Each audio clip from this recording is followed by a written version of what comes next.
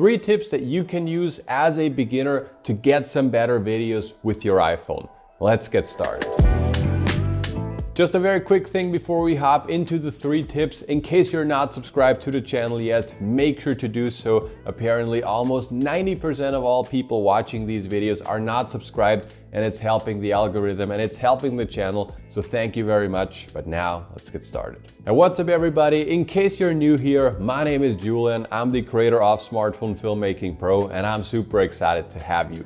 On this channel, we're all about helping you making better videos with your smartphone. But without any further ado, let's come to the first tip, and that is make sure that you're using the right settings on your smartphone. So what do I mean with right settings? I'll just walk you through the settings that I'm recommending whenever you're filming with your smartphone. First of all, resolution. The resolution that I'm recommending is 4K for most scenarios. In case you're shooting some super slow motion footage, of course you more than likely cannot use 4K, but for 90% of all of the things that I'm shooting, I'm recommending 4K. In case your phone is capable of shooting 8K, then I would say try it out. Maybe it works good for you, maybe it doesn't. It's not necessary in my opinion, and if you have to, you can also drop down to 1080p if your phone is not capable of shooting in 4K, but most phones these days are. So that's the resolution. If possible, shoot in 4K.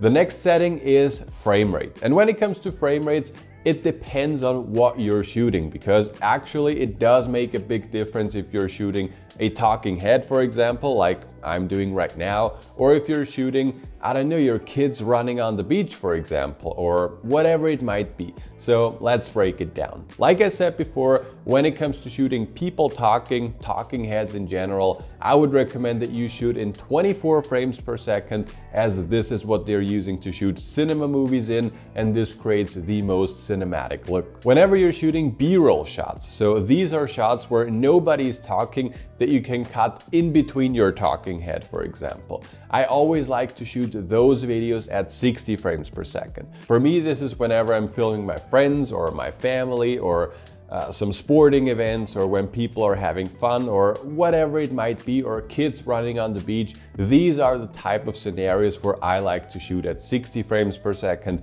And the reason for that is because then afterwards I can slow down my footage to get a nice slow motion effect. The next thing that is very important is framing. And inside of our full course Smartphone Filmmaking Pro, we have 10 rules of composition, but this would just be too much to cover in this video. But the one thing that I would recommend that you should know is the rule of thirds. And when you're using the rule of thirds, basically you are dividing your frame into 9 different sections, and you always try to frame the most important aspect of your video on one of the upper intersections of the lines. This does take some time to master it, and you can also make some mistake whilst you're doing it. Another alternative would be, just as I'm doing right now with this angle, just to frame yourself in the center of your frame, and most of the time this will also look good. Also, in case you're shooting some architecture, then definitely this is a very nice way and a very easy way to get some nice looking shots. And the last thing that I'm always recommending is make sure that you lock your focus and your exposure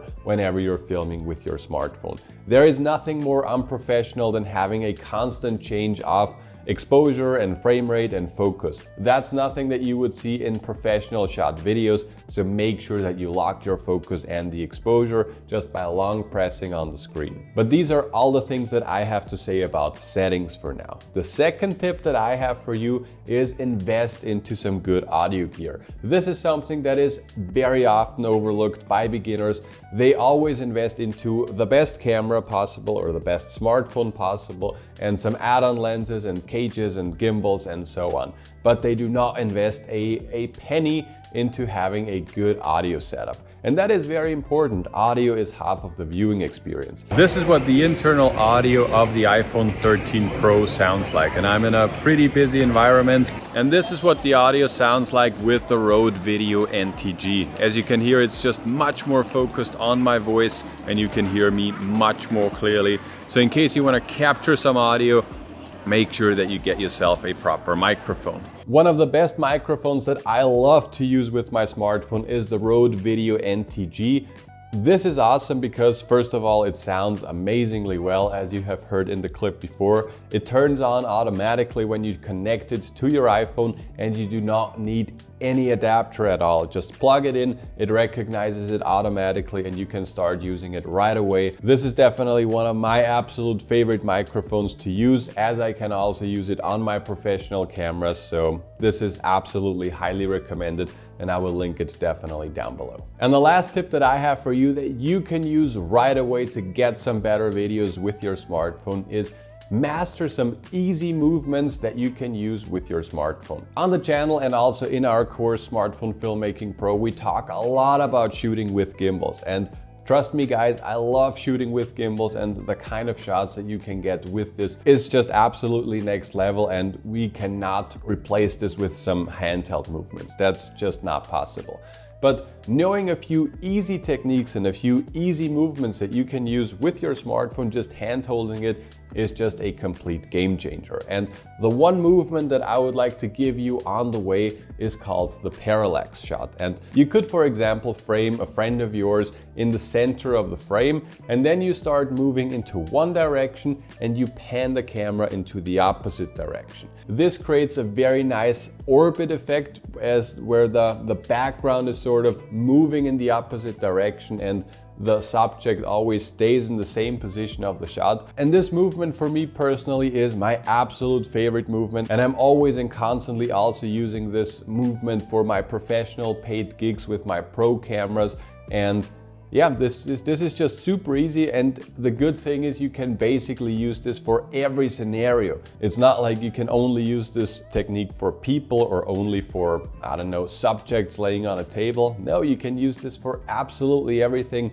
And the good thing is, if you try or if you decide to invest into a 3-axis gimbal, then you can use the same movement and of course even a lot more, but basically on steroids. But that's basically it. These are 3 tips that you can use right away to improve the overall outcome of your videos. But of course, that's just that much of, this pile of what it really takes to master filming with your smartphone.